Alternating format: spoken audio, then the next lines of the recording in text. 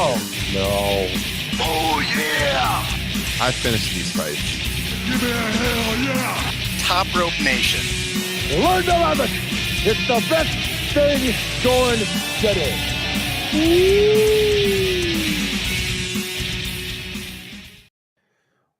What's up, everybody? Episode, I think, 271 of Top Rope Nation. Kyle, it has been a while since we've done a regular show. I had an interview last week with Kaya McKenna.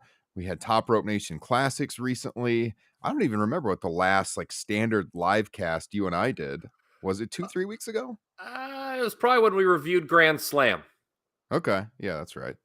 So it's been a little while. We have been digesting what we saw at Extreme Rules. Kyle, you have some thoughts on that, how that digestion went here in a minute. Some thoughts on Bray Wyatt's return to the WWE.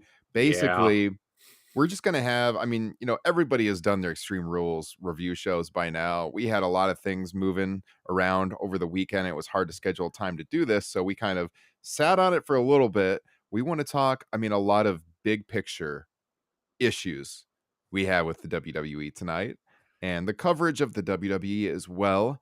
And of course, Wyatt's return. Yes, Kyle. So with that said, 271, but who's counting, right, buddy? Cleveland's in the playoffs right now. Kyle, you got the game on in the background. How's it going over there?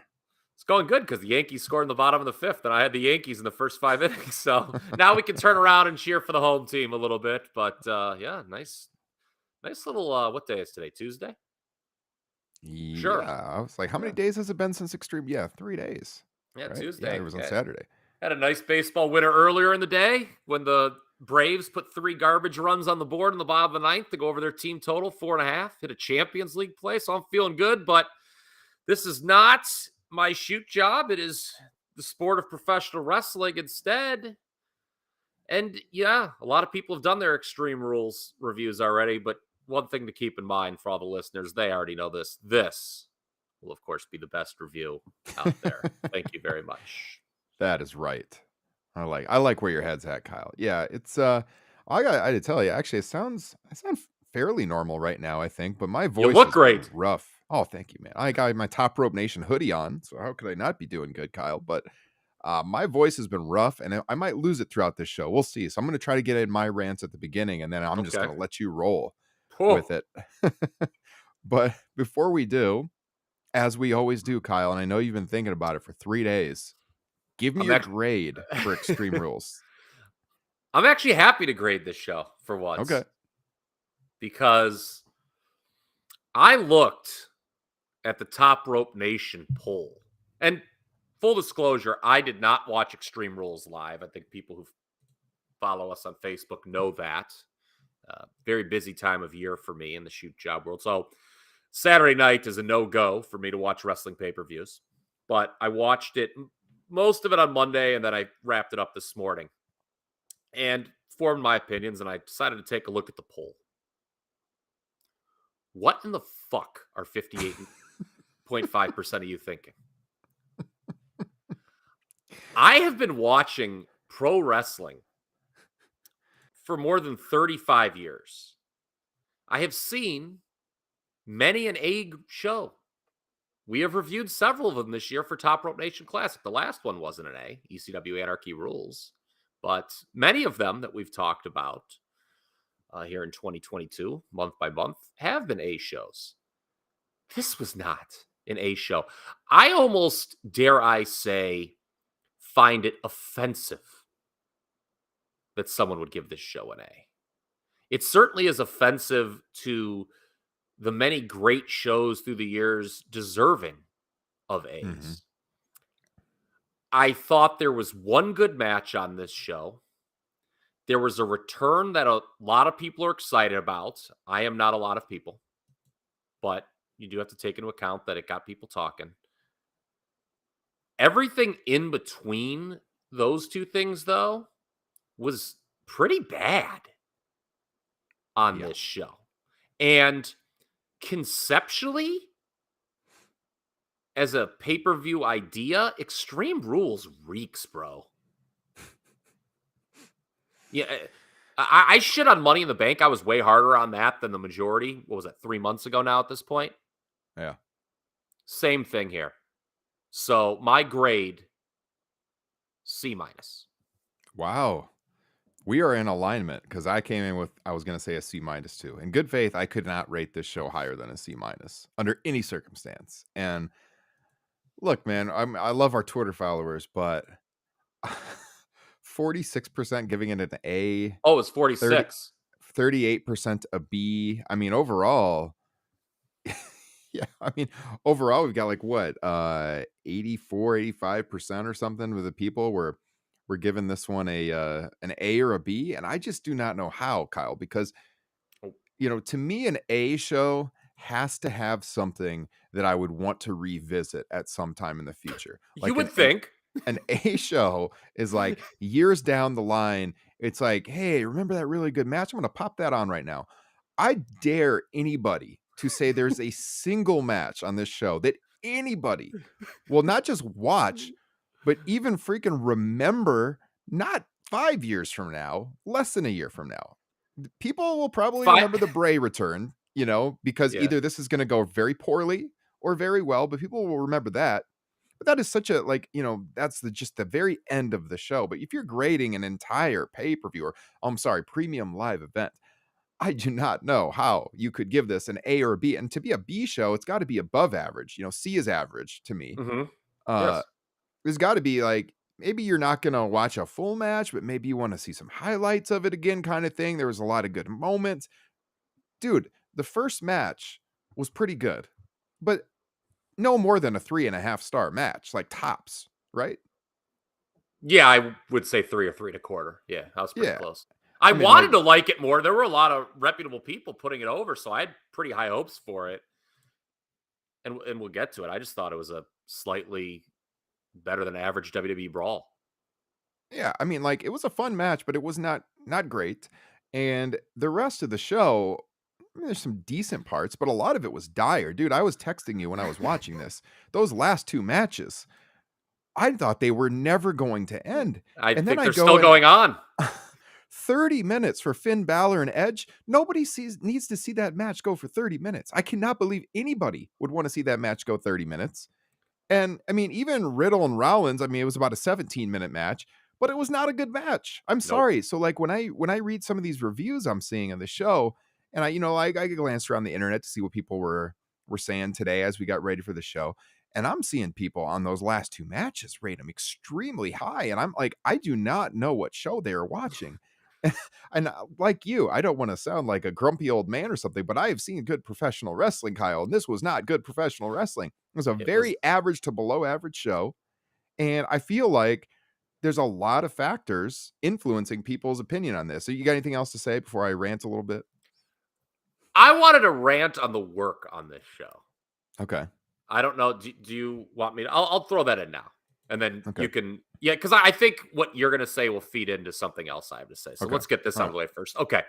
So a couple minutes ago, I mentioned that I just don't like the concept of Extreme Rules done by WWE, at least. It reminded me very much of that Money in the Bank where it's just these bad shticks and tropes that they do every year. And it's just not particularly interesting to me.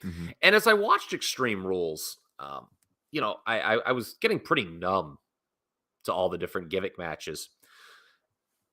And I was kind of trying to put into words or really try to, gather my thoughts on what I was doing. Believe it or not, I threw Jim Cornette on today when I was at the gym. I don't know why. I was just like, you know what? I'm going to be reviewing the show. Let me hear what he has to say on this. I'm like, because there's a chance he might have hated the style of work too. And he did. And, first of all, I'm in tears how Cornette clearly is bothered that ECW is the influential promotion and Smoky Mountain was not. He was taking all these pot shots at Philadelphia and drawing a line back to ECW. So whatever. But he is absolutely correct, anyone who's listened to his show, in his criticism that these matches are just so goddamn phony. And it's supposed to be Extreme Rules and there's this violence, and they're anything but. A few weeks ago, as you know, Ryan, Triple H made some headlines when he talked about how this industry has moved past blood. Is that our Lord and Savior Triple H? Don't get Just me so I'm fucking clear. started with Triple Okay. H. Okay. Okay. You know my opinion on Triple H. But and that was, I don't know if he was doing it kind of as a shot at AEW, if he was doing it just because he wants to appease his, the sponsors of WWE or whatever. But he talked about how this industry has moved past blood. Well, if he feels blood is too passe for his little corporate cartoon that he's running here, then I just say go all the way, Paul, and embrace what you are. These matches might as well have had those cartoon voice bubbles saying kapow, bam, wham after all the spots. Man, Because if they that's had all that, I would have graded the show higher. That would have given me some nostalgia for the old Batman. That's what this was. It was just Yeah. these like spots where they're trying to convince, and I'm sure they do, hurt like hell for the performers, but you're just numb to it. Watching it, they don't mean a goddamn thing 5 minutes after they happen, if not a minute after they happen. It's just cheesy. This is just like, I just think it is like the cheesiest version of hardcore wrestling I have ever seen in my entire life. And I'm not saying saying that we need to have death matches or whatever, but it's just such a lame concept. When they brought it back, I was shocked. I was like, oh my God, they're doing Extreme Rules. Mm-hmm. But just every one of these matches, I thought really kind of just pissed on the individual stipulations. Like, I've seen strap matches, I've seen ladder matches, cage matches, whatever matches. These were just all crappy renditions of the classics. Mm-hmm. In my opinion. Hard to argue. I wouldn't argue of those. Yeah, a parody of those former matches. Yeah, it's just, I guess, if you're new to wrestling, I can see how people who are just getting into it would be like, oh my God, this is so cool, because they've never maybe seen it before. But if you have been watching for a long time and you have seen this product like at its peak, you know what it's supposed to be at its peak. You know what a good show is supposed to feel like. And I mean, that was why I was so stunned by some of it's been a long time since I have felt this far off of what some of the mainstream people are saying about a show, because I just did not think it was a good show, like at all, really. I mean, at best average. And I feel like I can kind of speak to what's going on here. And I've been thinking about this all day. And there's so many things I want to get into, and I hadn't even written down a single thought. I was just going through my mind as I was getting ready for our show. I was like, you know what? I got to write some of this down so that I know what I want to talk about, but also so I don't step on my own feet here, because I'm not trying to throw anyone under the bus. I just want to say that first off. And I hope that comes through as I get into this, because what I'm about to say does not apply to everyone. So I'm not looking for this to go viral and say that I am shitting on everybody that does this. Okay. But wrestling is so much different than other entertainment forms or sports forms in the media, and the way that media covers it reflects that. So first of all, I mean, I cover wrestling. I write for a fantastic website right now, SE Scoops. And I just want to say that this does not apply to SE Scoops. And I'm not just saying that because I currently write for them. I mean, that's not my full-time job. I do it as a hobby. I'm very involved there, but it's not my, full-time job. But sounds like the kids had a great time today, by the way. In class. Mr. Trosty, what are you thinking about over there? Yeah, I'm stewing in the back. No. So this tends to describe the media outlets that are owned by big corporations. I just want to say that first of all. And I have seen this in the past at some places I've worked at. I like some, not all. And I've worked at a lot of different outlets if you look at my writing history, but I will just say I have observed some of this in my 20 plus years on and off covering professional wrestling. But what I mean is, first of all, I feel like people are grading the show on a curve. Kyle used to joke about that on the podcast. Are we grading on a curve here? This podcast never grades on a curve. We are Never know. honest. We are objective. We go after WWE. We go after AEW. And some people do not do that because they are incentivized to not do so. So there is definitely like a lack of objectivity with grading professional wrestling, as I said, for multiple reasons. Like, for example, Kyle, you don't have this when people review movies because movie companies know, like, when they send you that screener, you might not like it. And you know what? They're going to continue sending the screener because they want to get word out about their new movies. Or like if you're covering a sports team, you might bash how that sports team performed, but they still have to talk to you, because they have media sessions every week, multiple times. Mhm. Pro wrestling is different because they will literally pull your access to them if you are covering them negatively. And I've seen this numerous times in my 20 plus years covering professional wrestling. And this is why you don't have objectivity like you should. So again, let me give a couple examples. Podcasts. I think personally, look, there's hundreds of wrestling podcasts. Those of you that listen to us, I'm glad that you do. And hopefully you do because you think you're getting honesty here. There is a whole legion of pro wrestling podcasts that you are not getting honest reviews for because they are trying to stay in WWE and AEW's good graces. So that is why they don't give you honest reviews. And look, I can totally speak to this from our own history with access to wrestling promotions. Look, there has been, and Kyle, you could confirm this, in the 6 years we've been doing this show, there has been times where we've been talking to WWE and they have promised us guests. And then they have all of a sudden, even though stuff was getting set up, stopped responding to us. Why? I don't know. Maybe they looked into our archive. They didn't like something one of us said and they decide we don't get the guests. Or AEW, AEW has also done this. And you know what? I am not going to put a filter on my honesty about professional wrestling to kiss WWE or AEW's ass. I am going to give you honest reviews of professional wrestling, and that does not apply to every podcast out there. Would it be easier for Kyle and I and Justin to come on this show every week and talk about how great WWE is and how they are turning the corner and how Triple H is just the man, just so that they can hear that and say, yes, we'll send you a guest every week? Sure, that would be way easier. You know why? Because if we had WWE guests on this podcast every single week, we would be doing 10, 20 times as many downloads as we do right now. And all we'd have to do is just kiss their rear end to do that. And this is what podcasts do. I would bet you that the podcasts that are the highest on Extreme Rules, you will find WWE guests in their archives or NXT guests in their archives.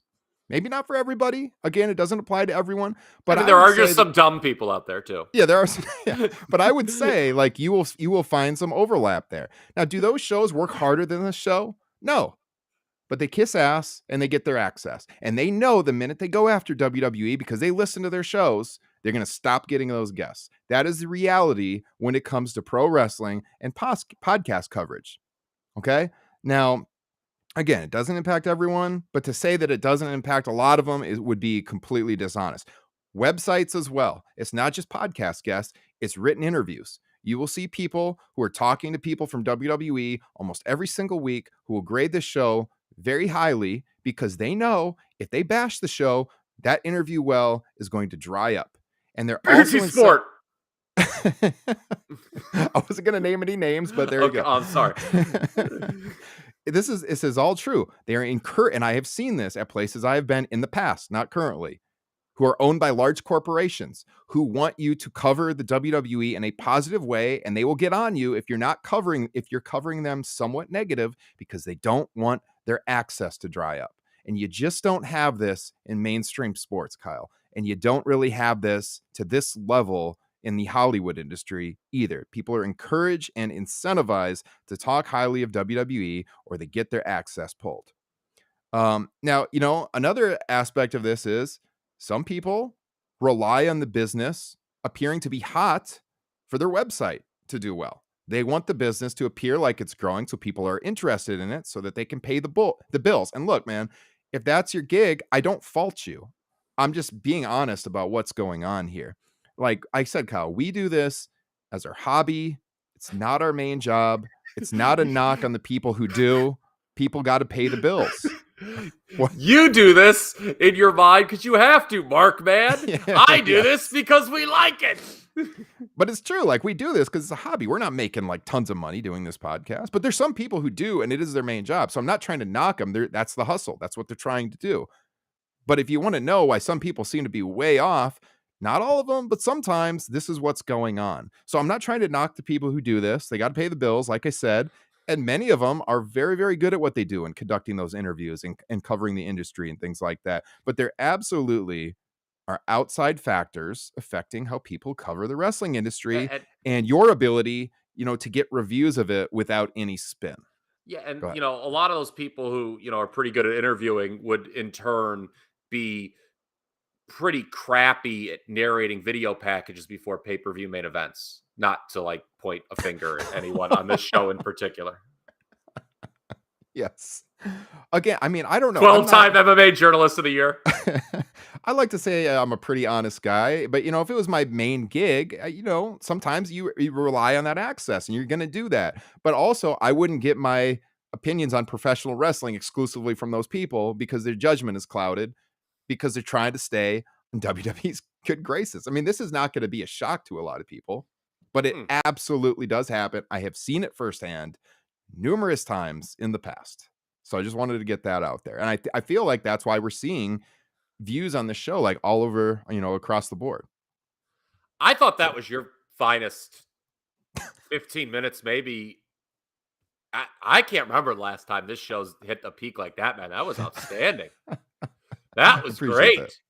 I'm just checking the chat right now. Yeah, that was great, man. I don't know how to follow that up, quite frankly. But yeah, that was really good stuff. And you're right. Now, I'm going to actually take this in a direction that you probably don't think. And what you're saying is true. But on the other hand, there are people. I mean, I don't think it was the wrestling media that voted in our poll. No, correct. But I think their opinions are being influenced by what they're reading. Not even just on the websites, but even on Twitter, what people are saying. And let's be honest, the WWE universe is a pretty fickle bunch. I mean, right? I mean, for God's sake, these people think that Hunter Hearst Helmsley has engineered some sort of remarkable turnaround when I don't think the product looks demonstrably different than it did 2 months ago or 3 months ago when Vince when Vince was still in charge. I don't think we're getting that much. I mean, he's bringing people back that Vince didn't like, but I mean, I don't think that's, what people are necessarily excited about. I mean, what people say wrestling now. I mean, really? But how low is your bar? Again, grading on a curve. But look, I'll say this. And I mentioned this on Garrett Gonzalez's show after AEW Double or Nothing. Yeah, because when we got back from Vegas and we were all together in person. The WWE audience, the people who do like the show, are seemingly being well served right now. Now, that doesn't apply to you or I at all. I think they're being better served than AEW fans are right now, where there's certainly a lot of trouble in paradise, so to speak, for the first time with that promotion. But look, I don't, you know me, I don't give a shit what anyone else thinks. I'm just going to tell you what I think. I look at Twitter. There are a few people out there I really respect. I get the Repack report every week. Okay. He tells me what everyone's saying, but I know I'm pretty confident in what I believe at this stage of the game. There was a time in my life where I might have wanted to parrot, what was written in the Observer or like a fucking Scott Keith review or something. But that not in 2022. I'm very confident in, how I feel now about this, as are you. And I'm watching this thing over the last 24 to 40 hours, Extreme Rules. And I don't mean to offend anyone. It's a pretty nerdy product. And which is ironic because of how corporate friendly it has become, right? Like there's this kind of belief out there now that, oh man, WWE's cool and you can like mention it in public. And I'm sitting watching Extreme Rules and I'm thinking to myself, I'm like, can we go back to when wrestling was less socially acceptable, but was also much better? Because, like, I'm thinking about my friends. I wouldn't fucking show them 5 minutes from this show. No. So look, man, whatever people's reasons are for liking this, whether it's bad faith, co-opted media, or just not really that bright. They're those people's opinions, but by God, over the next hour, you're getting mine and Ryan's opinions, and it's our podcast, and I hope you like it. I want to emphasize one more time. It tends to be, from what I've experienced, the more corporate owned websites, and it's not even really like the writer's fault, because as I said, like, they're kind of encouraged for people above them to be rosy about the wrestling picture because they need that access, to continue to pay the bills for the website to continue to do well. Because look, man, when you pull in those WWE interviews and even the AEW interviews, you do way more traffic, not just podcasts, websites too. Everyone's covering that interview. Every wrestling website's linking to it. They want that access. And so, like, again, I don't even like fault the writers really, because it's their job. And for a lot of them, it's their main job and they need to do that. But I'm just saying, that's what happens. It absolutely happens. I have seen it firsthand. And so I think, you're going to see wildly different views on wrestling from corporate websites, independent run websites, more corporate podcasts, or podcasts that are trying to get access, versus podcasts like ours who, we'd like to have access, but it's not the be all end all, because we want to give you an honest show. And, I think that's why the people we have tune into this show, because we just are want to put honest with them, as smiles you on said. faces. Yeah, that's right. We tell stories, Kyle. Yeah. So- And for the record, we've been extraordinarily negative towards AEW for months. Yes. Yes, that's where we're objective, and Yes. like I said, we've seen this from AEW. There was one interview in particular I had lined up from AEW, and their PR person just stopped responding. The wrestler I was talking to in my DMs and wanted to do our show, and the person said, we have to have this cleared by PR. You can confirm this. You know about the story. This was a year or two ago. And then, like, they gave me the whole runaround from the PR, and they never booked it for our show, even though the wrestler wanted to do it. Honest to God, like, AEW PR, I've dealt with both of them. WWE has been a little easier to deal with in my interactions, to be honest. I did go to an AEW show and, sat in the media section, went to the scrum and everything, and that was fine. But I've had a really hard time getting straight answers from them sometimes. So, I mean, I'm not going to say this is just WWE. I think it applies across the board. But, I mean, yeah, that's what's going on. Let's switch topics. Well, yeah, no, it's funny because, Jesse, our good friend Jesse Velasquez, who I believe is actually joined us live right now. I think I saw him comment. He put a tweet out today, about, whose storytelling do you like better right now, WWE or AEW? I said, quite frankly, neither. Yeah. I'm kind of in a bad look. You know this. I think a lot of the listeners do too. This is my busy time of the year covering football. So my time with wrestling gets a little more limited. And when I watch a show like this, I just want to be like taken out of work and the stress. And I do want to like actually just have a good time. Yeah. And that just didn't happen. I'm kind of not to set a somber mood here for this show. Trust me, folks, we're going to have fun.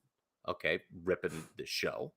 But, like, I'm in a bad place with wrestling right now. Like, AEW's imploding. And that was the promotion that was very much driving my continued interest in this, because I have no desire to watch WWE on a weekly basis. I mean, their television shows have been dog shit for like 20 years, and they're not going to turn around. They're just not. I mean, that's the thing with WWE is, we can bitch all day until we're blue in the face.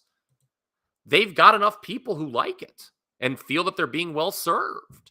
So, I mean, they're not going to change. I think you, I, Justin, the three of us, we foolishly thought, oh, man, if we get on our high horse, maybe it'll force the WWE to change. That's not going to fucking happen, man. So I just know the WWE is what it is. And like I said, it's kind of a nerdy product where all the characters are into like horror movies or just fucking tools.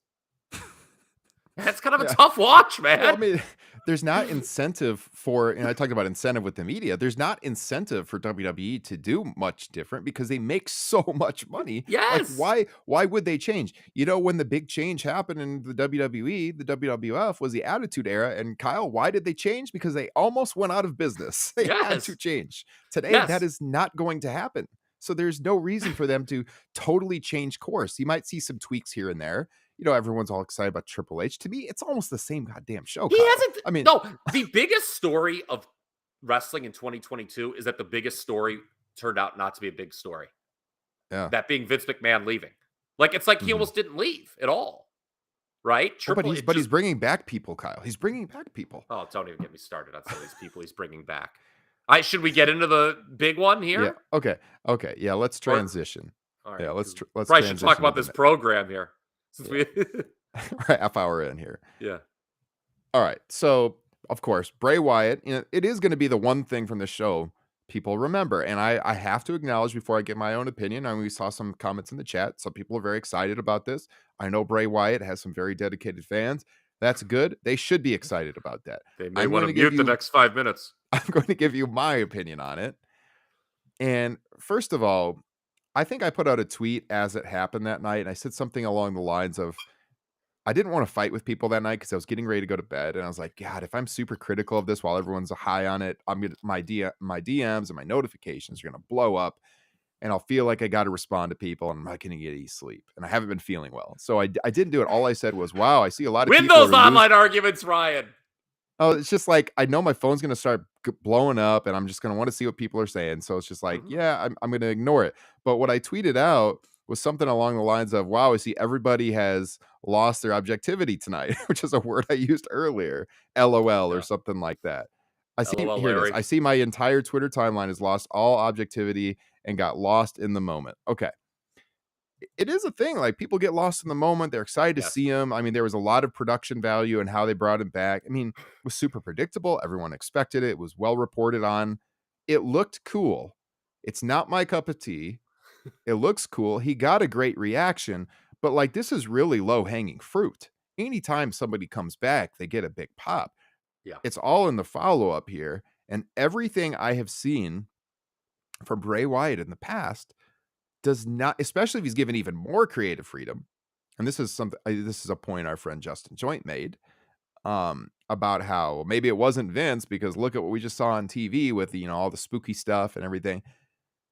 It's really low hanging fruit to do well, but like, how do you do after this? And like, how out of control is this Bray Wyatt stuff going to get? And can it continue to live up to the hype? And what we saw with The Fiend is it did not. It got very bad, Kyle. It was some of the absolute worst dog shit pro wrestling segments I have ever seen in over 30 years of watching this industry. Some of the most, you talked about, you wouldn't want to be seen watching some of this product. I mean, how would you feel if they walked in on you watching the Firefly Funhouse? Some of the worst segments to ever air on pro wrestling. And I saw comments going out from respected people that night saying, Bray Wyatt, what a creative genius. Kyle, creative genius? Creative genius? Have you watched this man's career? He is creative. A genius? Boy, I don't know if I'd go that far. I saw The Fiend.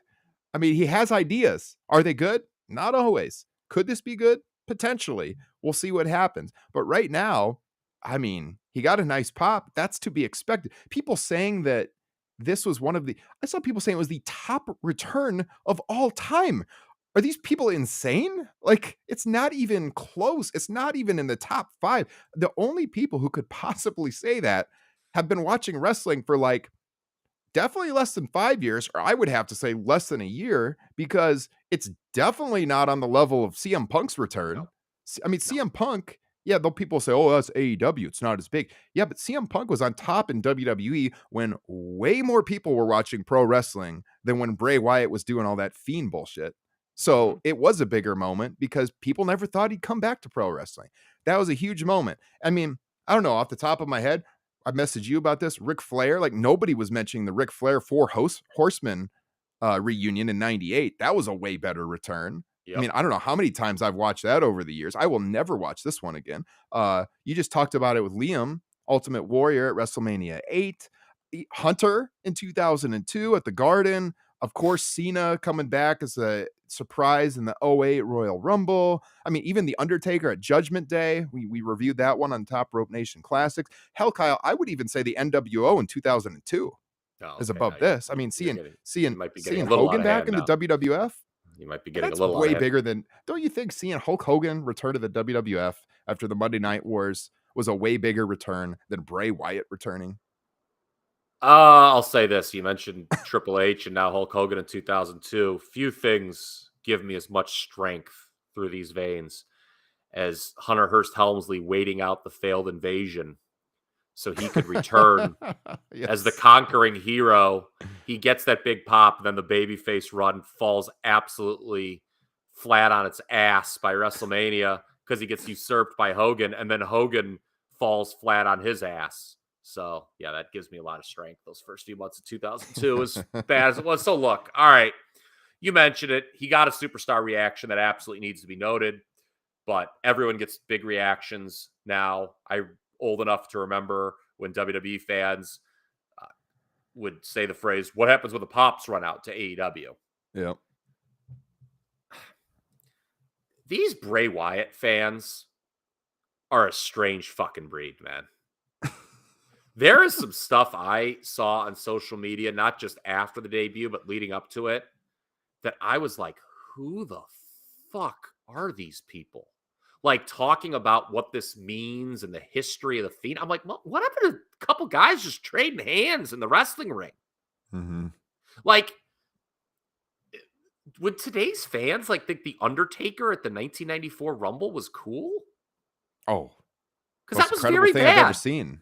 That was very bad. It was universally panned at the time. Yeah. And here's another thing. Okay. This was something that I had on my mind leading up to this return. I don't ever want to fucking hear somebody complain that they have to Google a wrestler that they don't know that's on AEW television. Why do I say that? Dude, this QR code stuff, what is this? So in the Repack report, and for those new to the program, that's my version of the Finkel report sent to me by my good friend Chad Repack, who listens to all the podcasts. He sent me Post Wrestling's review of Raw last week. Not the one from last night, but last week. And they were getting into like what you find in these QR codes and what these people were saying. Mm-hmm. And I was like, why would anyone do this? Like fucking Samson and Delilah and cutting off hair and coordinates. What is this?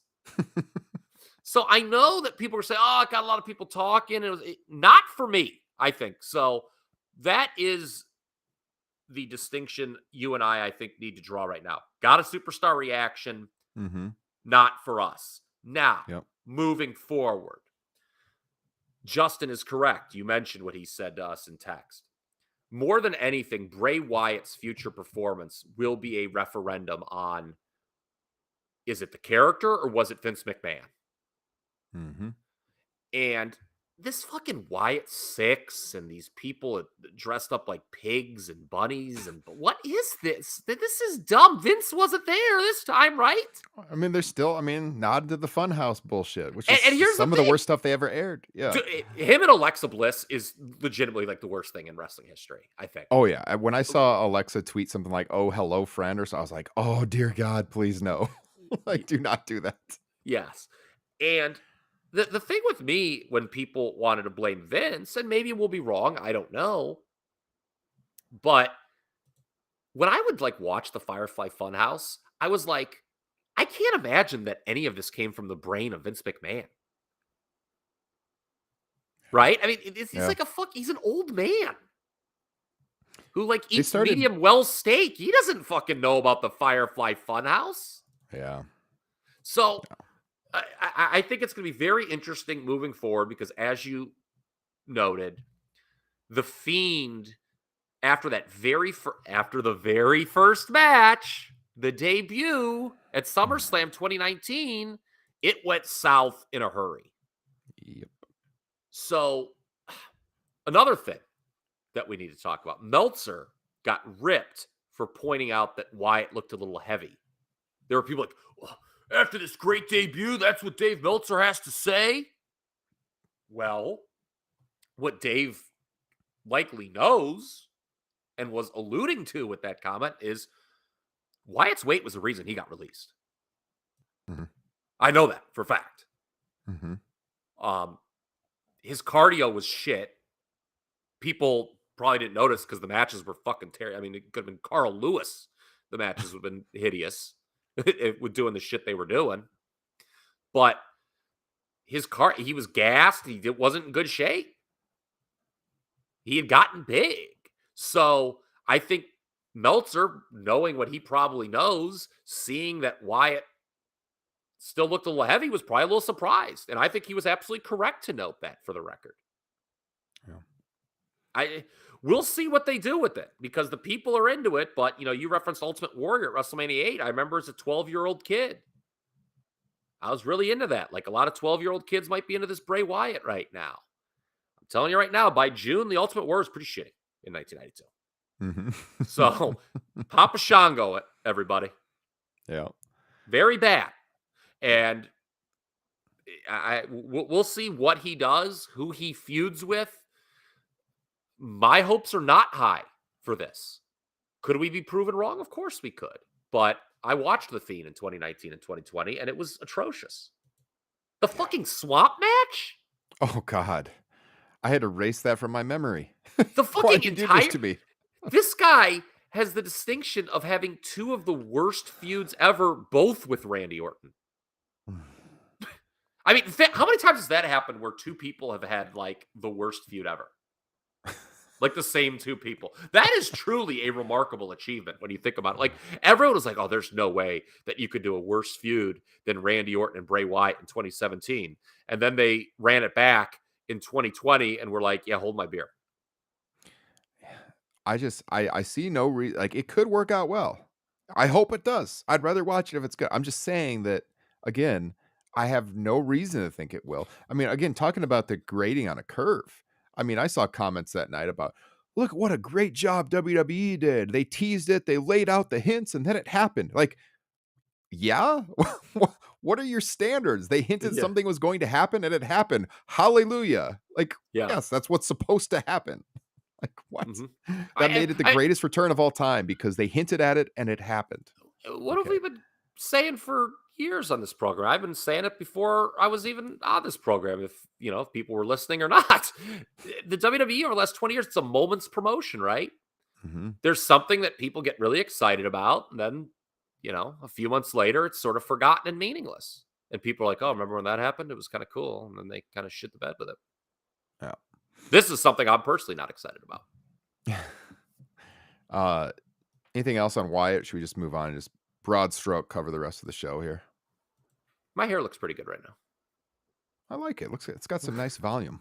People should be watching the video stream right now. You're missing us live. You guys subscribe to the YouTube channel. Let us make a run at some of those people with their WWE guests every single week, kissing the ass so they can do the downloads. Give us some help, people. He's shooting. Yeah, I am shooting. Please subscribe. Yeah, the best match opened the show for sure. That's 6-man. We already referenced it. It's something that, like, the feud has some legs. They're gonna keep at it. I thought the finish was predictable given what happened on SmackDown.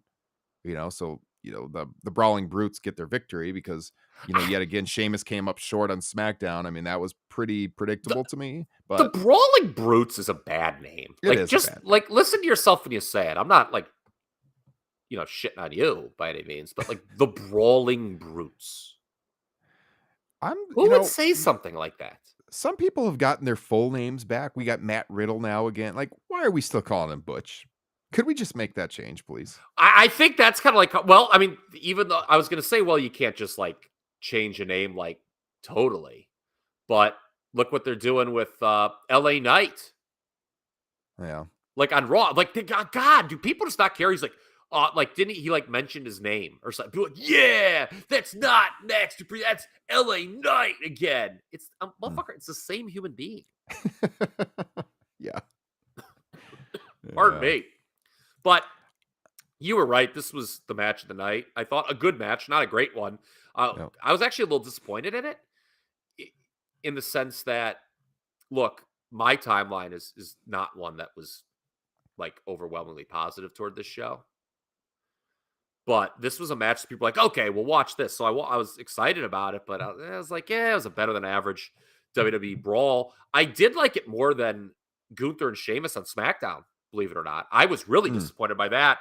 I'd agree. Because, God, they took that first commercial break so quick. You couldn't even get into the match. I was out of it. Like, they just started. They're like, all right, we're going to go to commercial. It seemed like the commercial breaks were so ill-timed. It was hard to get into. This feud probably is the second best thing in WWE right now, behind the Bloodline. But I was a little disappointed that with this 6-man Donnybrook, that no one in the what we'll call supporting cast was given any real opportunity to shine. Ryan, basically, the 4 guys that weren't Gunther and Sheamus were just there to assist in beatdowns or get beat up. Yeah.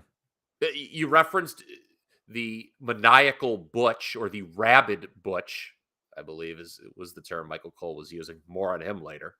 But he was working more like Pete Dunne now. But that's about it. Kaiser, he had a nice tan. Looked good. But you would think if you're going to book a match like this, right, with the seconds or the 2 groups, that someone in, again, maybe it's a disparaging term, it's not intended to be, the supporting cast would shine. So it's like, hey, we could maybe do a singles match down the line with, Butch and Gunther or whatever. But they gave you no reason to care about those 4 individuals. And I've said it before on this program, Ryan.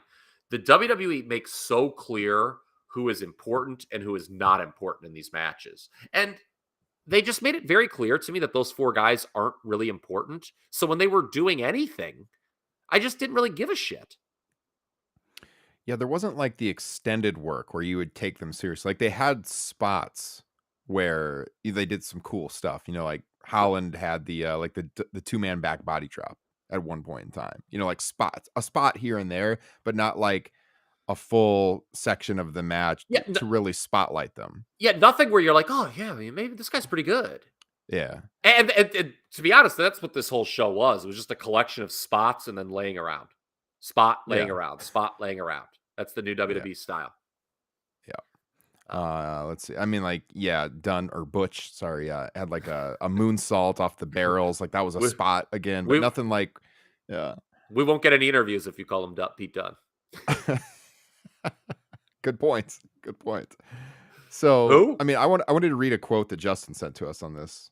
He said, like in a text this morning, says Justin's on the show again. Justin has the newborn at home. He's been with us once since then, but he's keeping pretty busy right now. So we'll give Justin some time off when he needs it. He said, quote, even the best match on the card had the stink of that choreographed both teams square off moment.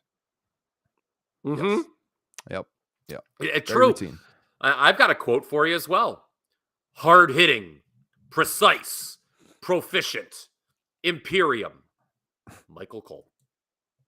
Oh, that was another thing on the show. Michael Cole, and you had this, I think, in the Facebook group, is just horrendous. The screaming and the screeching, and he's just so over the top. I mean, it's like he hasn't improved at all. Everyone's like, oh, he's not produced by Vince now, so we're going to really, get the real Michael Cole. Dude, it felt like we'd gone back in time 20 years, especially during that Edge Balor match, where he was just doing shitty Jim Ross impressions.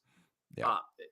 Look, Sheamus is probably going to win the Intercontinental title at some point. I guess that's good, although I don't really want to see him have a long run with it. I just kind of want to see him get the belt, then maybe drop it back to Gunther, because I like Gunther as the Intercontinental Champion a lot. Although I wonder what these WWE rubes think of Gunther. Like, because the way they're framing him, it's like he wants to take wrestling back when it was serious. And that's kind of like a shitty way to frame him. Like, why can't he just be a badass who just beats the dog shit out of people? I know. Oh, Jesse, we're getting there. Jesse, buddy. we'll get there in the chat. Please slaughter the Edge versus Balor match. Oh, we will. Just wait. I gotta ask a question. This is gonna kind of put you on the spot. I should have given you a heads up on this one. But like, with the Liv Morgan Ronda Rousey match. Oh, Extreme transitioning. Rules. Okay. Yes. Yeah. Let's go to this. Who would be like a good comparison on the men's side, where they got a run with the title because they're popular with the fans, but they're just not that good? Because like, I mean, who would you say would be a good comp there? Because, like, yeah, I mean, you feel good for her. She is popular. She's a nice person and all that. Just she's Well, not like really so world title level right now. no, and yeah, here's the thing. This isn't. I don't know. Like, to me, when I think of this run and just how worthless it was, I actually thought of like Big E's run. To be honest, although Big E's good, But he's good. Yeah. yeah, but like. I don't know who's a I couldn't think of someone off the top like of my head. Someone who's popular, just not a good. popular And they guy gave who's got like a groundswell and if like they gave him like one run with the bell to like keep the fans happy, because that's kind of feels like what this is. Like I don't really, especially with Ronda getting it back and the other people in the division, I just don't see Liv getting another title run anytime soon. oh boy, who is like. If you have any thoughts, let us know in the chat, because it has to be someone who wasn't solid in the ring, like Big E, like you said. It's kind of hard to think of a comp, at least for a world champion, to me, who got like the feel good one, who just wasn't a great worker. Kofi's not a great worker, but that felt bigger in the moment than Liv, certainly. Yeah. I don't know, but look, I don't know, people in the chat, if they can think of something, feel free to contribute to that one. But look, Liv is no championship level performer. Mm-hmm. There's just no doubt about it. And these "you deserve it" runs that people get, whether it's her or Big E last year, they just devalue titles. And Money in the Bank is supposed to be the star-making device. And it seems in recent years, everyone who wins Money in the Bank, they like get this crummy cash in that doesn't put them over. And then they have a horrific title run. And all you're doing is cheapening the gimmick of money. Like it's supposed, like it made Edge in 2006. That was so key to this whole deal. But now it's just like, when we're bored and want to pop a rating, or just we could change a title for the fuck of it, we'll do it. And then we'll just take it off of them and they'll go right back down. I remember when you and I were on Garrett Gonzalez's show right after Liv won it. That was Money in the Bank, right? Yes. Yeah, it was. It was that night. Yep. Yeah. And he asked us, do you think they really can go all the way with Liv? And I believe I said, by October, she'll be right back where she came from. Mm-hmm. And unfortunately, Kyle Ryan, I'm not talking about New Jersey. I'm talking about the mid-card. And she just... this match stunk.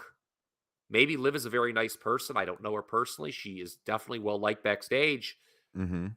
Just the idea of her and Ronda Rousey is just pretty bad. And I'm not like a big Ronda fan, certainly in this run. I think she's been phoning it in from minute one. Yeah. This just stunk. And the only positive is that Liv's not champion anymore. She did have, and people sometimes talk about how you can see it on people's faces sometimes when they come out that they're going to be the boo-boo losing. Face. Oh my God, she had the boo-boo face big time. Like she almost looked like there was tears in her eyes. Honest to God, if you go back and watch it, I knew right away. Like, I mean, I predicted her to lose for sure, but like it was very clear when she came out that like this honestly, is the end. She's just kind of a pretend to play wrestler. I remember somebody, it might have been Garrett actually, when we were talking about it, to be honest. And I with all due respect, everyone's entitled to their opinions, but Liv is the classic playing pro wrestler to me. Like her emotion is just so phony looking. I mean, did you see this? I actually shared the link in the notes there. I don't know if you had caught it beforehand or not. Oh, this interview that after the match where Megan Morant found her like hunched over in the dark. Oh no, that sounds very bad.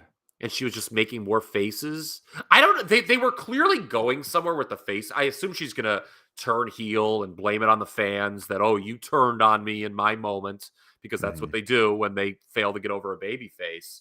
But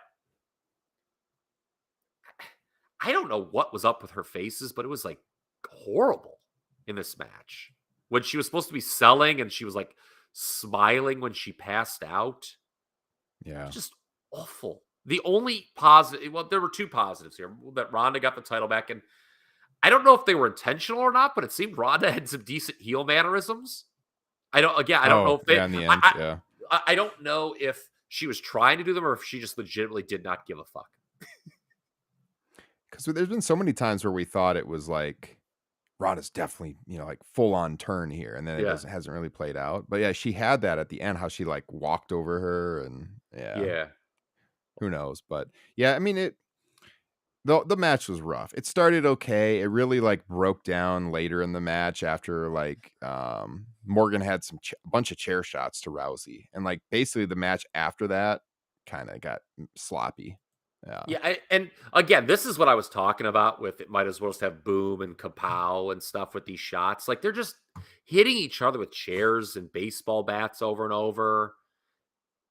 And it might as well just be those weak ass punches that you see from Riddle and Rollins in the main event. They just Yeah. mean nothing. Like a baseball bat just means nothing Yeah. on this show.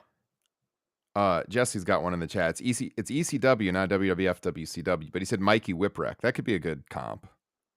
I actually like Mikey ECW. Whipwreck's title run though, a lot more than Liv Morgan's title run. But like, I mean, like not someone you would really think of as like a world champion. I mean, it's the ECW No, title. It was but yeah, I mean, they were doing it. They were telling a story there that like because he kept beating Austin and stuff. Yeah. By fluke. Curtis had Nikki Ash. In the women's division, for sure, it's very similar. But on the men's side, it's like and by the way, how did Nikki Ash come to the title? Yeah, terrible. Money in the Bank. They are killing this gimmick, dude. Bad way for a babyface. And I'm supposed to give a fuck about this thing next July? Look, we're going to talk about ladder matches in a moment, how I don't give a shit about them to begin with, but you're just cheapening it, and I just do not see a place for Liv at the top of the card, and there shouldn't be, quite frankly. They're just I mean, since she's popular, I'm not saying throw her to the scrap heap of life. I'm just saying there should be a way to keep her relevant and not in the championship picture. I don't know. Put her with a tag partner. Aren't they bringing Sarah Logan back or something? With some of her. Yeah, I mean, I guess they could do that. Shitty takes, but yeah, no kidding. But I mean, whatever. How do you feel about strap matches, Kyle? They're usually pretty good. To strap it on. Love Sting and Vader at Super Bowl 3. I'm not going to answer that last question. Oh, poor Drew McIntyre. No pegging in the Ross household. This has got to be among our top 5 shows of all time, Kyle. Yeah, Man, there we go. Well, I'll tell you, this was not one of the top 5 strap matches of all time. Probably the most boring strap match I've ever seen. And I'm going to throw a question to you now. And I assure you that this is not a trick question. So please, they never are. So please answer this question honestly, okay? Okay. If you are told someone is a good pro wrestler, that probably means that they're good at some skill set of pro wrestling, right? You would hope. Okay. Follow up. What is Karrion Kross good at doing? Pro wrestling wise. Looking strong, and it about ends there. Yeah. This guy is just no damn good. And, it's so funny. People go, Triple H, the difference maker. He's taking WWE to a new level. The stuff that he's doing that we know Vince wouldn't have, like bringing certain people back and giving them pushes, has not impressed me at all. Karrion Kross, I said it on Facebook, and I'm going to say it again here. Okay, and I'm sorry, Ryan Huffman. You're a good guy, and congratulations is in order to you as well. I like you a lot. But I remember he posted stuff about Karrion Kross that he kind of liked him, and maybe some people didn't. And I'm definitely some people, okay? This guy is a non-monster who requires a monster push. They've already changed his finish because I'm sure half the main roster was like, the Saito suplex doesn't work for me, brother. Not taking that. And, you look at who the world champion is in this company, Roman. I mean, the idea that Karrion Kross, as a fellow monster badass heel, is better at anything than Roman Reigns is like, I don't even want to say it's laughable. It's like nauseating if someone thinks that. So I don't really know what the point of a Karrion Kross push is. He's just not very good. Scarlett good looking, but it's mitigated by the fact that she moves around like me when I have to pee and it's the last 2 minutes of a football game. She makes those goofy ass faces. I, just a I don't get this at all. Karrion Kross? Dude, I mean, it's just you're going in. It was again predictable he would win because they seem to be like priming him to, I guess, challenge Roman and lose, and then I don't know where you go with him. But like TikTok, Kyle, here he comes. I mean, I can't wait till the time is up. yeah, poor Drew McIntyre. You know, he finishes, doesn't get the win over there in his homeland, and then he comes back and he's got to lose to Karrion Kross. I mean, jeez. I mean, we talk about pops. Drew McIntyre got a hell of a pop coming out, and Yeah, just to lose yet again. I mean, yeah. look, compare the two guys. I mean, he has way more to offer than Karrion Oh, Kross. it's not even close. Yeah, but by Yeah. far the less talented guy went over here. I mean, yeah, poor Drew is right. I mean, here's a guy has the biggest match of his career, loses it, and has to, fucking gets, Tyson Fury singing Neil Diamond to him like he's some fucking loser Boston Red Sox fan. Okay. I'm sure, Bill Simmons enjoyed the end of that fucking show. Okay. And now he's feuding with this fucking idiot, Karrion Kross, and losing to him. And this was like awful too, the way it was worked. It was a strap match. The whole point of a strap match is the guys can't go anywhere. They're tied together, and they're in the crowd. Like, whoever put this match, just either didn't care or wasn't particularly smart. We talk about this Karrion Kross push. I don't know if it was Cole or Graves that said this, but one of them said, a hush has fallen over this audience. This was when Kross was on offense. That is, of course, WWE speak for, we know this guy isn't over, but we're going to keep trying. Yeah. I mean, they didn't even. I mean, they didn't even have like the dragging him to the corner stipulation and all that. It was. Well, I don't really like that anyway. But I mean, it wasn't like a traditional strap match to begin with, and then, yeah. Anyone who thinks this is good should be forced to watch, and maybe I can look up the official date on it. But it was different. They weren't tied together, but everyone got a belt. It was Von Erich's Freebirds. I think it was, I want to say it was November of 83. It was definitely 83. It was, and this is just like, they were just beating the dog shit out of each other with these belts. It's fucking awesome TV match. Anyone who thinks this is good should be forced to watch that match on repeat until they understand what you can do with this gimmick. Because this was just so boring. Real quick interjection on Sure. that. Have you seen the new Territory show on Vice? No, I have not yet. I intended to. Has there been another one besides Memphis, or? I think the second one is also Memphis, and it's about Andy Kaufman. I think that was on tonight. But I did see the first one. It's very good. Cool. Yeah, it is very good. You would enjoy it. So check that out, you guys, to be positive about something. It's a cool show. Look, we don't want to be hypocritical. They need to push new people. Okay, so it's like, oh, you guys always complain that they just have the same people wrestling each other. Here they're trying to push someone new and you're shitting on it. Well, yeah, Einstein, we want them to push new good people. Mm-hmm. Not Karrion Kross. It's the same thing when Austin Theory, when Vince was trying to push him. This guy's heat segments are fine, except for the fact there's no heat. The crowd is like, they just, the crowd falls into a coma when these guys are in offense. That's for sure. Forget about rooting for the baby face. I mean, the people are fighting to stay alive. Boy, I mean, this is a 10-minute match. It felt like 25. It was but by the way, Scarlett, she was real gotten to by blowing that fireball spot on SmackDown a couple weeks ago, because she really got that fake pepper spray. And Drew's, oh my God, if that was real pepper spray, Drew McIntyre would have been like Rey Mysterio at Extreme Rules, the horror show, would have his eyes removed. Lost it, yeah. Remember that, by the way? Oh God, another one I've tried to erase from. I'm glad that Ray's eye is back in his socket and he's wrestling okay. Yeah, it was. I mean, I guess that's how they protect Drew in the finish, but I didn't really care for it. I don't know. The main talking point coming out of this match is that Karrion Kross is just no good. Yeah. And at this stage of the game, is he going to get good? I mean, how old is he like 38? Let me Google it. How old is he? He's been around a while. I mean, 37. Pretty close. 37. Yeah, I don't see dramatic improvement from him.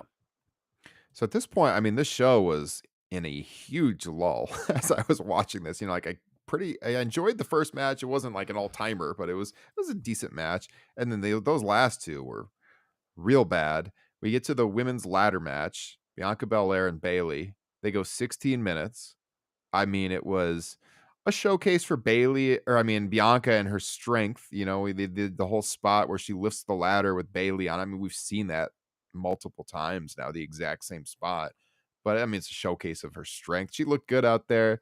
Boy, I don't know. Like, you have this in your notes, how damage control, if that's really been a success or not. To be honest, I thought they might change the title here, because as I looked at it, I was like, I mean, where does Bianca go from here? I mean, she keep working with Bayley a little bit, but I mean, I don't know. So I honestly debated skipping this match altogether because I am so sick of ladder matches. One of the personal highlights for me of this program in recent weeks and months is when you and I reviewed All Out, and you asked me to give a star rating to that opening ladder match, and I hit you with the big dud. And I think your eyes were about ready to come out of their sockets. You're like, dud? Yes. Excuse me? What? I still do not agree with that for for the record. I was shocked. I stand by it. And on that note, as we're talking about Bianca and Bayley here, a question to all of our listeners. Those of you who still get excited for ladder matches, why? Like, who hears a ladder match? I was like, fuck yeah, man, a ladder match. That's exactly what I need. Like, who would think that in 2022? I hate ladder matches. I never want to see a ladder match, like, for at least 6 months. Yeah. It's way played out. Did you notice on commentary when Michael Cole, he said something about like everyone thinks about the first ladder match, and then he threw in that was televised, Razor Ramon and Shawn Michaels. Yeah. He quickly corrected himself. I didn't even notice that, to be honest with you. Good catch. You did note that Bianca looked pretty good in spots here. I would agree. She got to show off her athleticism. We ripped on Liv Morgan as just simply not a championship level wrestler. Bianca is, no doubt about it. Yes. She's been one of the better things in 2022 WWE, but there were some spots in this.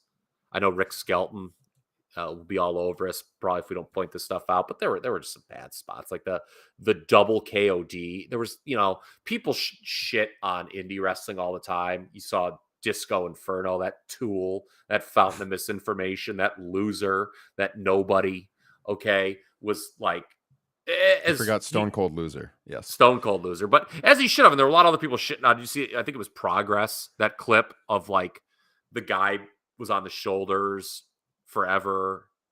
And basically the guys took like 90 seconds to get in position to take the spot. Everyone was, you saw that, right? On Twitter, I think. Everyone was shitting on it. Well, like, dude, there was such cooperation on the double KOD.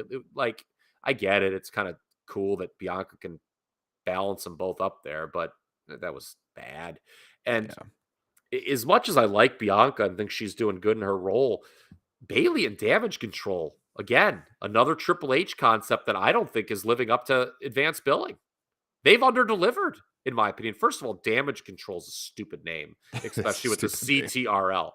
It's a stupid idea. Spell it like idea. A keyboard. Let's spell it like a keyboard, man. 21st century. Like, Bayley hasn't been that great. She seems a little disinterested. Am I reading into things? I mean, the highlight for me is when she insults the little kids in the crowd. That's pretty funny stuff. But I mean, outside of that, I mean... And, I saw some people speculating that they might have Io Sky and Dakota Kai like turn on her down the road because they're like whispering behind in the... Didn't they just do that with Judgment Day? And here's my big question coming out of this match. What's the heat for War Games? If it's going to be Bianca and friends against this damage control gimmick, because the heels... they're not getting the world title. The leader is already lost, granted, in a ladder match scenario, but And Bianca didn't have any trouble fighting off all three of them. Oh, yeah.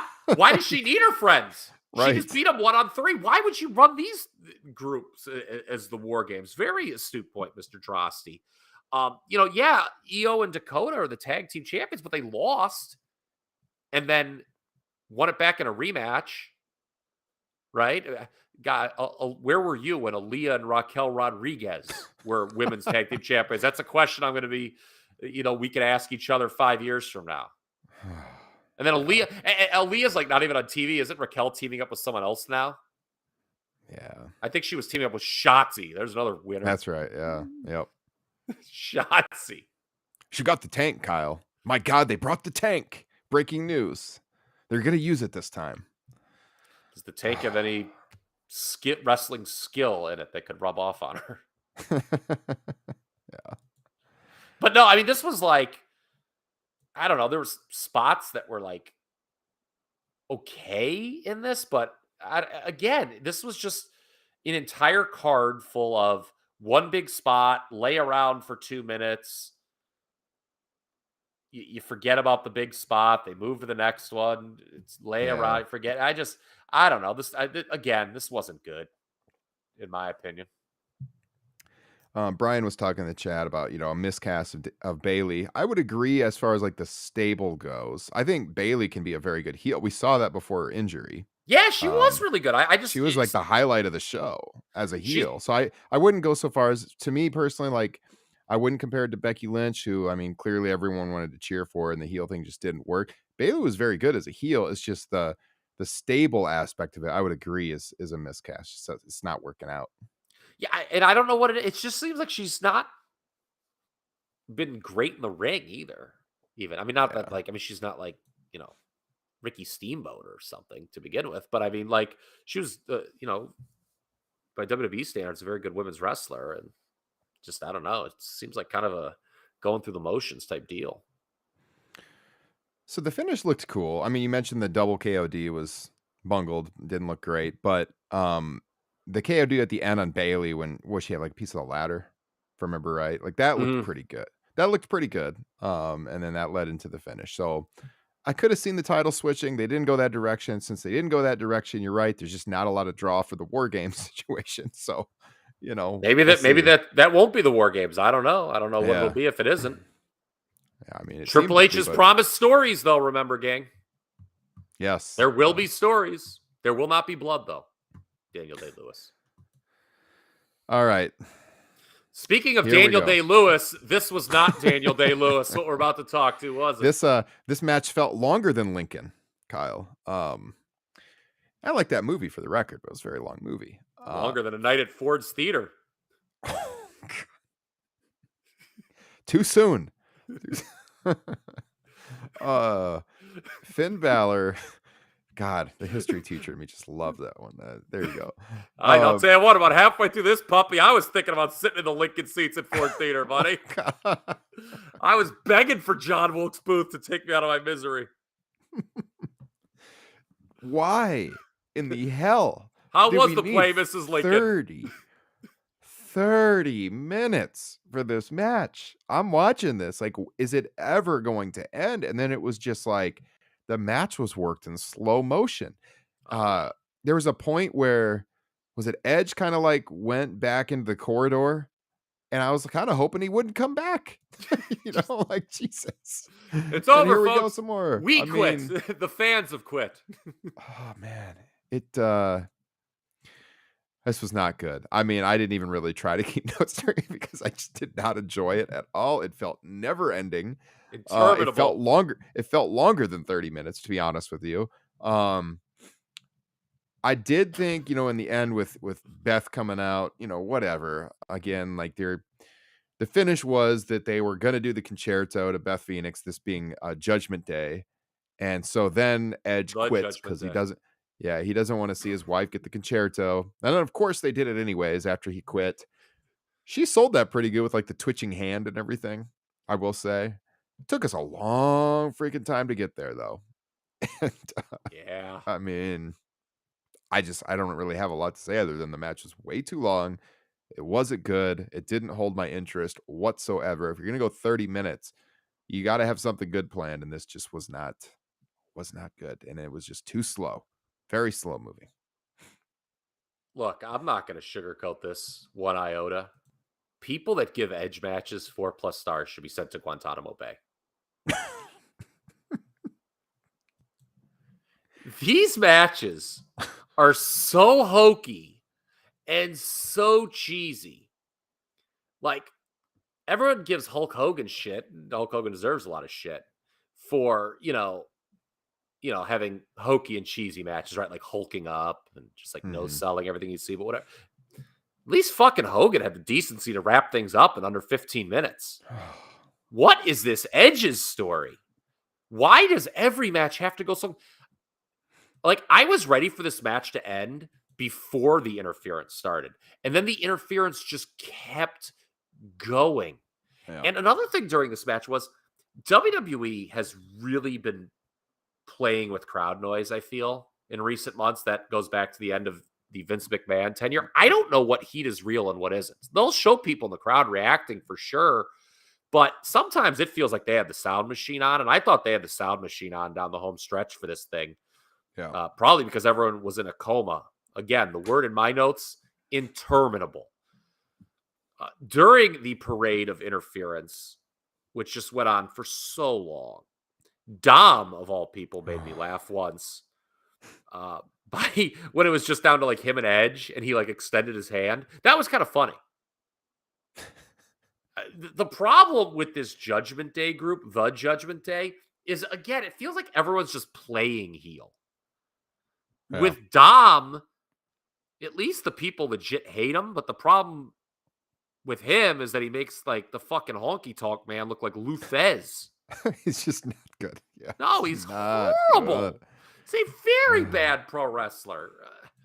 At one point during this match, I started just to kill the time. I started laughing about the infamous what I called Uncle Rico promo down in NXT. Remember when Edge had Dunn and Balor just standing there, listening to how he used to be able to throw a ball over those mountains? Yeah. And they were like just two school children listening to the old vet tell war stories. No. I don't know what went on longer, that promo or this match, but neither were any fucking good. Oh. I don't know. I feel bad for Edge. I feel in his head is a smart wrestling mind, but dude, he has had some of the absolute most god-awful shit since his return. That match at WrestleMania with Orton, we've talked about that. Like Ryan Satin was the only human being that praised it. This is just like awful. It's also, this is such weird match layout. So like, why do you put this in the semi-main? I know it's a pretty short card, but what I'm saying is if they're gonna go 30 minutes. Yeah, why?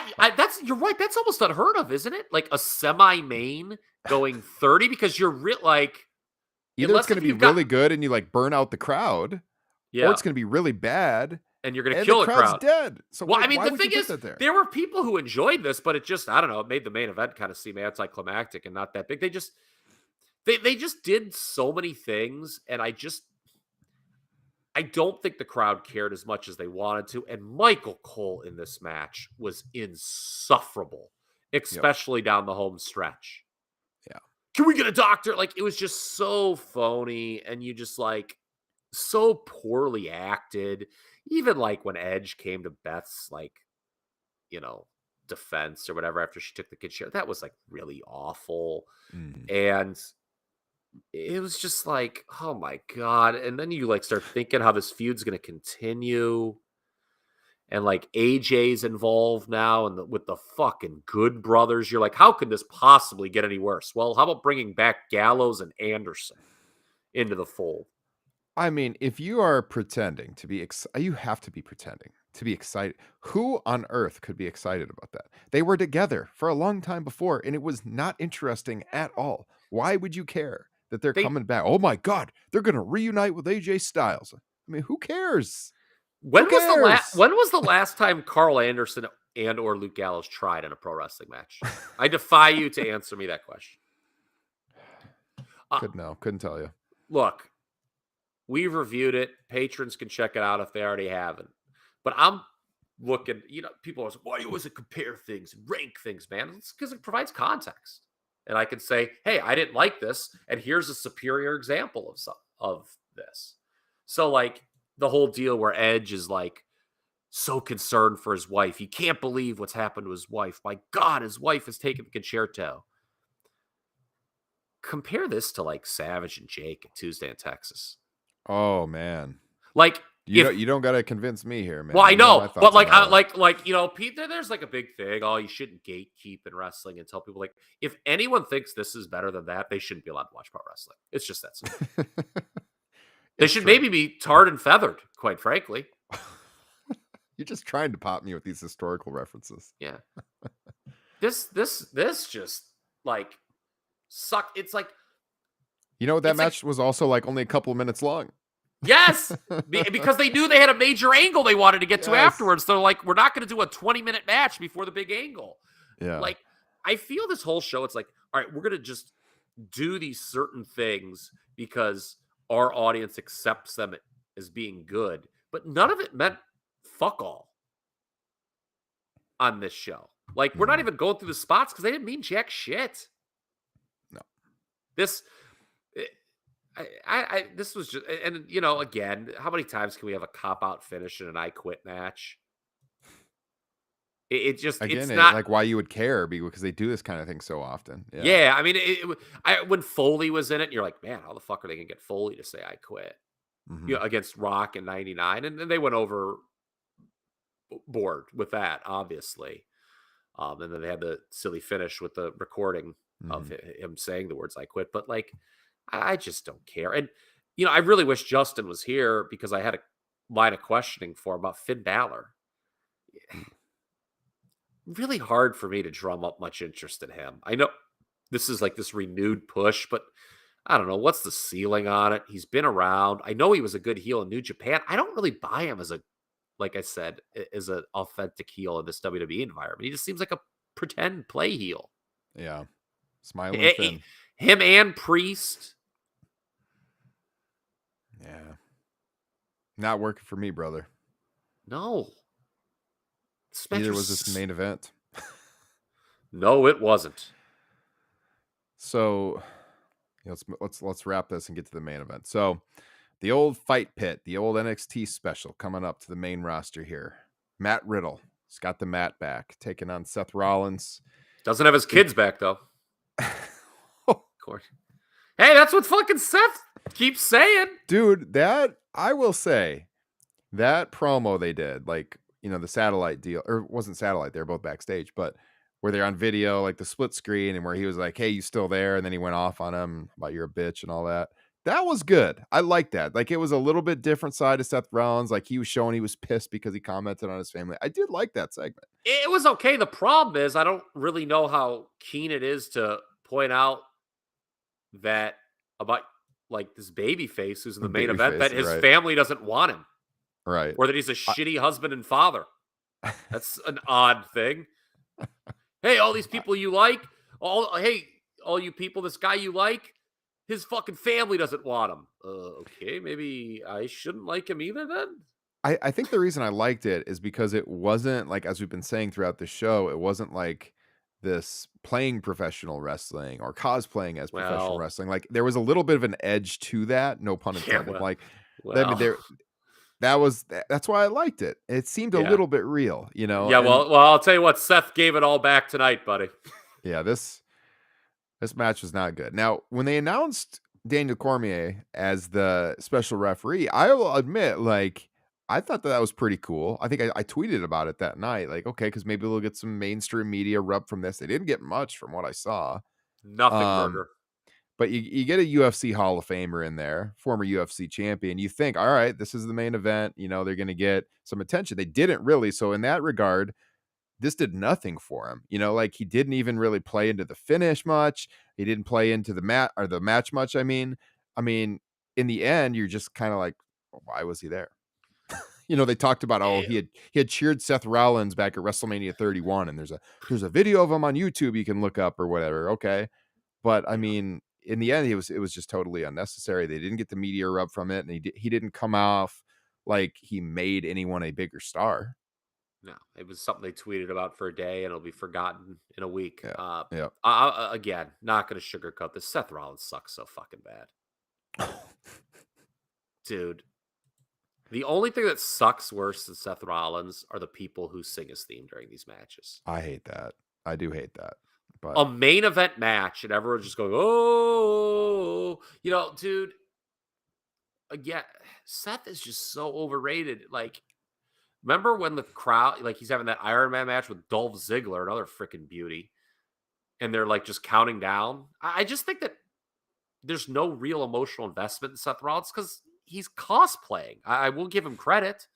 He's apparently moved on from Conor McGregor, Heath Ledger to Rob Van Dam, because there was clear RVD ripping off in this match, and it was kind of sad, to be honest with you. I mean, here's a guy who's supposed to be this main event level wrestler, and he's just like, dressing like RVD and trying to take his nickname, and it was really bad. And Cormier, I was howling because not only here was he just like shoving around the two loser pro wrestlers who were like acting so scared of him, but like on Raw, I don't know if you caught this last week, but Riddle and Rollins were arguing, and then there was a pre-tape of Cormier that magically appeared. He knew right when to come on the Titantron when these guys were arguing, and he like put the two children in their corner, like telling them to stop. It just makes the main event wrestlers look so lame. Yeah. You mentioned this is the first time they tried this particular gimmick, the fight pit, on the main roster, and it was still paint by numbers. Here's a chance to establish a new gimmick. We always bitch about just how watered down these gimmick matches have become, like Money in the Bank and Elimination Chamber. They just worked this basically like a cage match with a platform on top so they could do spots. Riddle's senton was kind of the lone highlight for me. End of the day, again, I compare. I have spreadsheets, man. Give me Ken Shamrock and Owen Hart at SummerSlam 98 over this match any day of the week. Because Shamrock, was able to convey kind of a real threat of violence because of his history. And, Owen is Owen. Owen will always give you a good match, usually.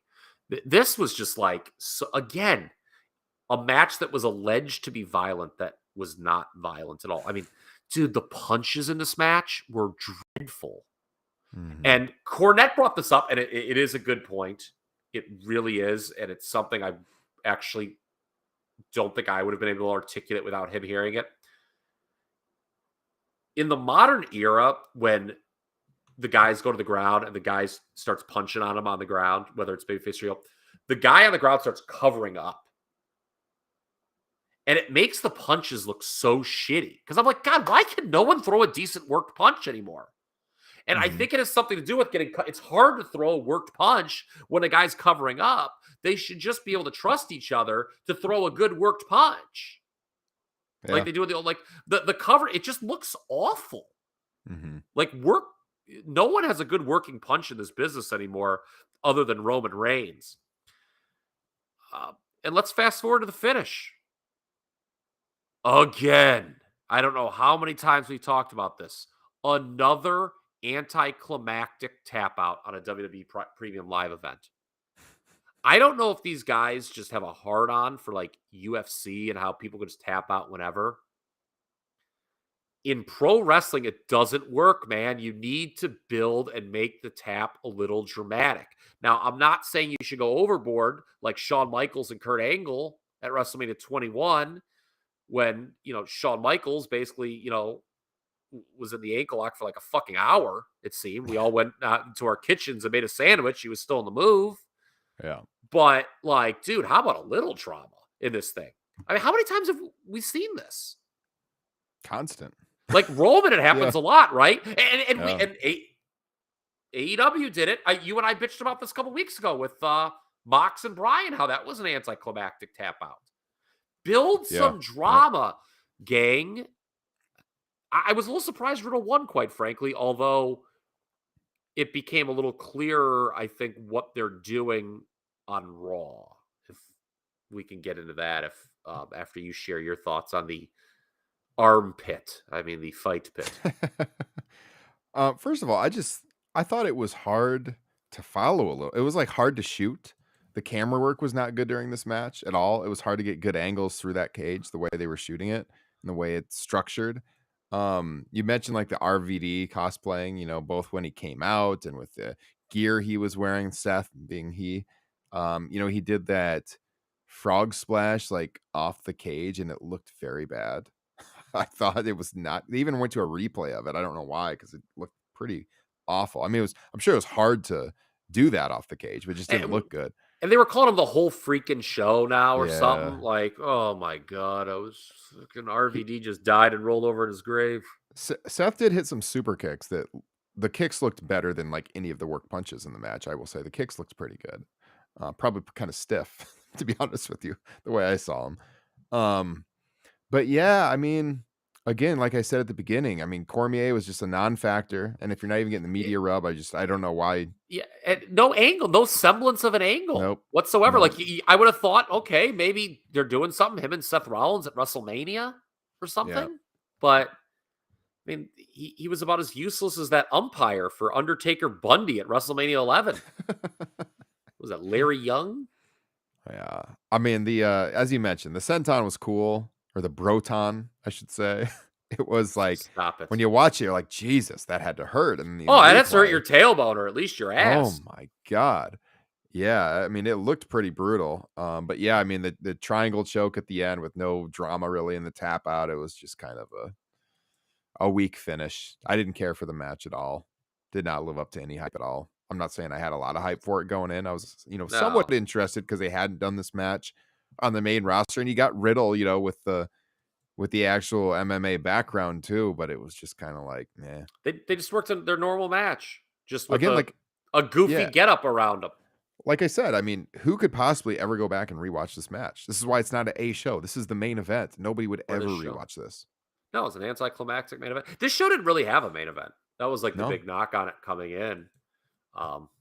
Roman's not there. They had a nice house. They announced it on TV at $15,000. I don't know what the real paid was. I'm sure it wasn't that, but when Roman's not there, it feels like just a secondary show, and that's what this was. Now WWE's lucky that they got the cock. It's not like In Your House where you were still selling trying to draw pay-per-view buys.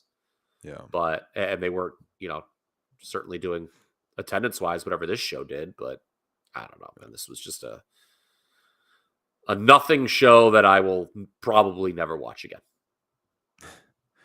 So it's an Extreme Rules. Yeah. Anything? So you wanted to talk a little bit about Raw before we wrap?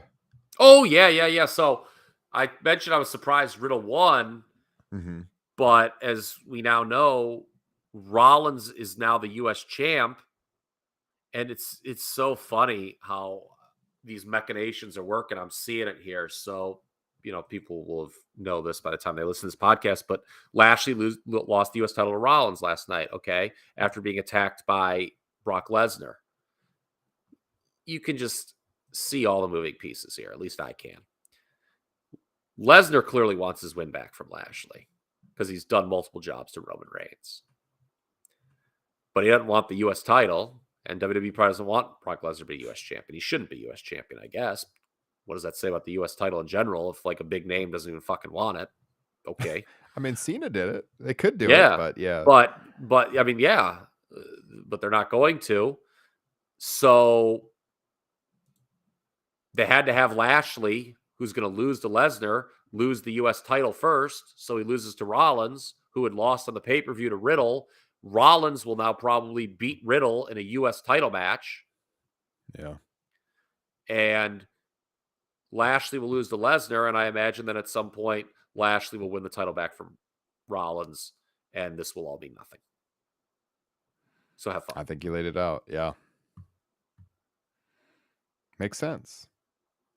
Did it make sense to do the DX reunion? Oh, Jesus Christ. How many times do we need to see this? Dude, it was so bad. They didn't even do anything. Like, exactly. It was so bad that I was pining for the days when they would bury young talent. I mean, like, They they didn't even could do have that. brought They someone just out to attack him. They didn't do nothing. It was just like, oh, you want to praise Hunter Hearst Helmsley? Here you go, the DX reunion. oh, That hey, doesn't you they guys don't can't use it make to get those. over anybody. You can't make those dirty jokes. It was embarrassing. Yeah, It was this is awful. real And the bad. thing is, too, because they're protective of some of these older acts now, that it's so different because with the footage that they have and they try to sell you on, on the network or Peacock or whatever, I think they're afraid to like just make DX look real shitty. Because to me, the play was Bloodline's in the building. Bloodline should have just confronted him and been like, "You fucking blow, DX. Yep. Like, we're the shit now." But they Yep. didn't want to make, Hunter probably didn't want to put himself in that position. And, course they not. probably didn't want to like, cheapen the DX brand, whatever that means. DX?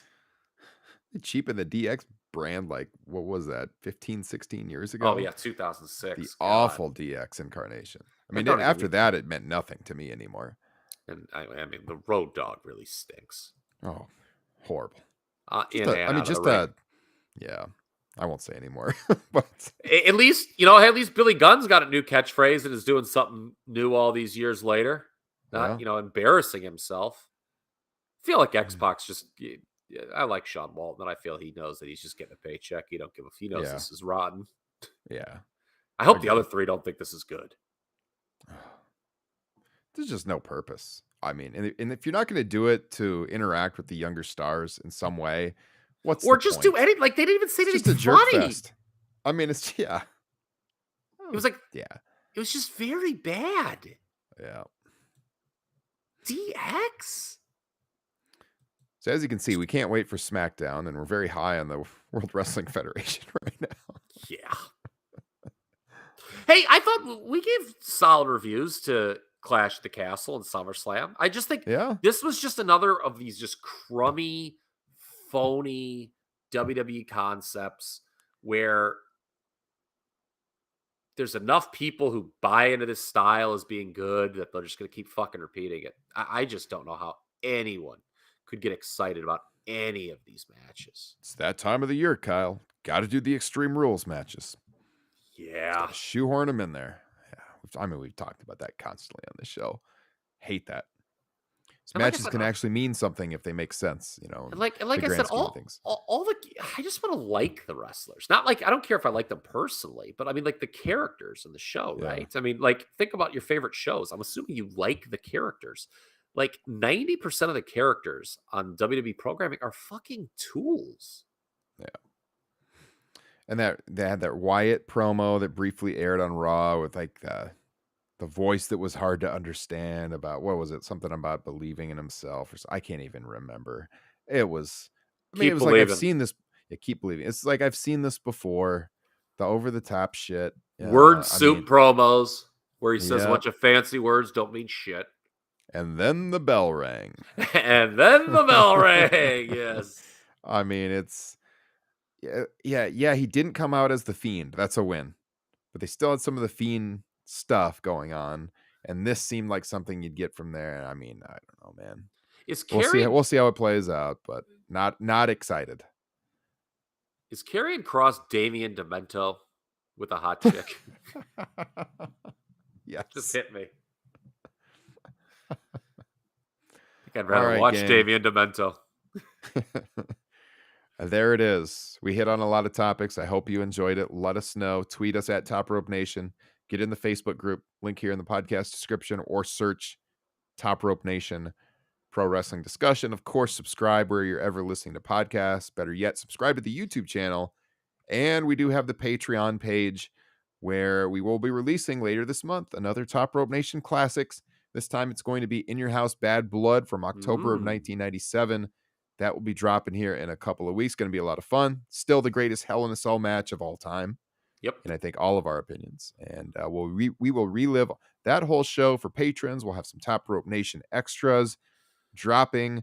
We're closing in on, let's see, 100 bonus podcasts for patrons. So if you want access to all of those, you get access the minute you sign up.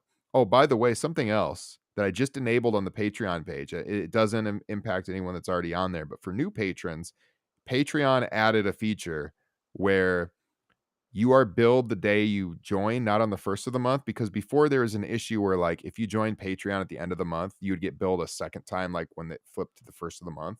So sometimes people would only sign up at the early in the month, which I don't blame them, because It's they're the going to get first of billed the again. month. But now, like, you'll get billed on the day you signed up monthly, not on the first of the month. So you can sign up whenever, and you won't get another, $5 charge until 30 days later. So I thought that was pretty cool that they added that.